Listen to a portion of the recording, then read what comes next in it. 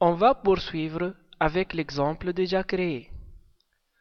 Avant de programmer les contrôles, vous devez associer une variable à chaque contrôle ayant une valeur telle que dans notre exemple, la zone de texte et les cases à cocher. Toute valeur entrée par l'utilisateur sera mise dans la variable qui lui est attachée. Et de même, vous mettez dedans les valeurs à faire afficher à l'utilisateur.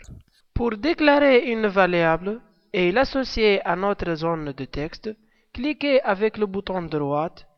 Ensuite, choisir Class Wizard. Choisir Member Variables. Sélectionnez le contrôle TXT. Ensuite, cliquez sur Add Variable.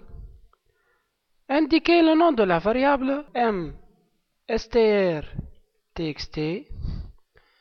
Par convention, toute variable est préfixée par m-. Il s'agit de Class Member Variables. str désigne le type string. txt désigne le nom du contrôle. On choisit la catégorie value. Le type c'est string et on valide par OK. On répète la même action pour les deux cases à cocher. mb enable et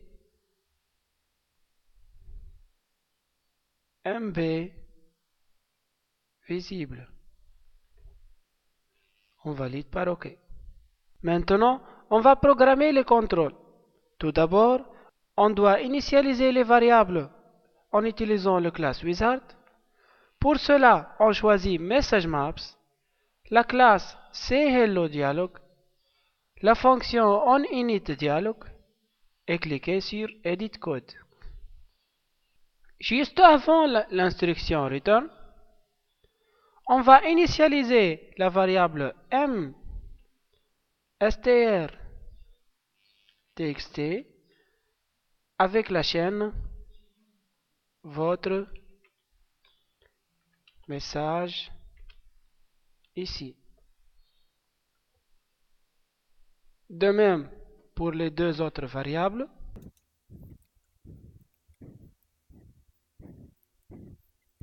Et on met à jour les valeurs des contrôles avec la fonction update data entre parenthèses l'argument false. Update data, c'est une fonction clé.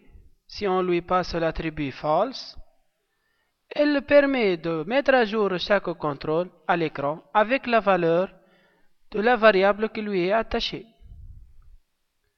Et avec l'attribut true, elle va mettre à jour inversement les valeurs des variables avec les valeurs des contrôles. Maintenant, on veut que la fenêtre se ferme lorsqu'on clique sur le bouton Fermer. Pour cela, double-clique sur le bouton, validez par OK et ajoutez l'appel de fonction onOK. De même pour le bouton Affiche.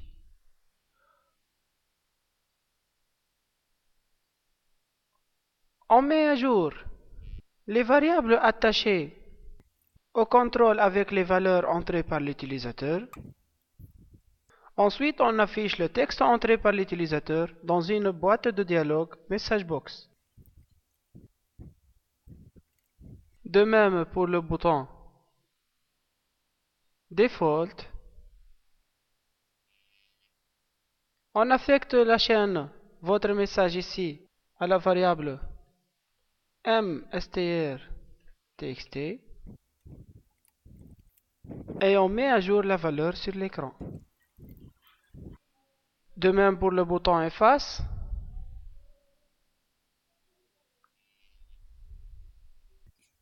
On va recopier le même code, effacer le message pour initialiser la variable avec la chaîne vide. Ensuite, on met à jour la valeur sur l'écran. On teste notre application.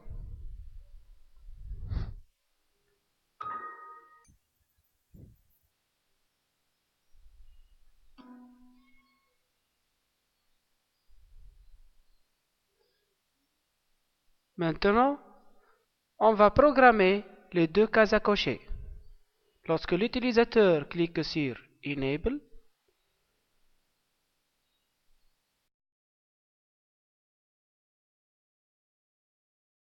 si la case Enable est cochée,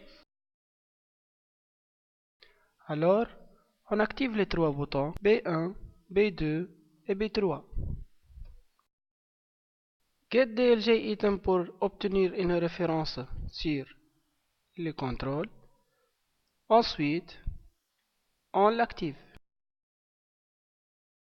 De même pour les autres boutons, BT2 et BT3. Maintenant, si on a décoché la case, alors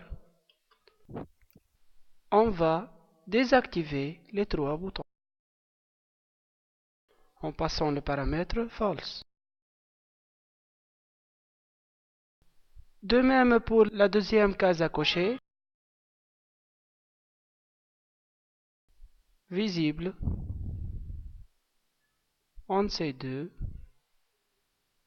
on répète le même code.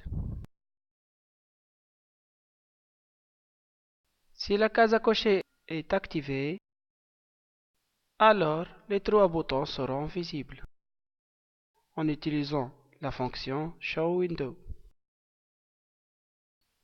Et on teste notre application.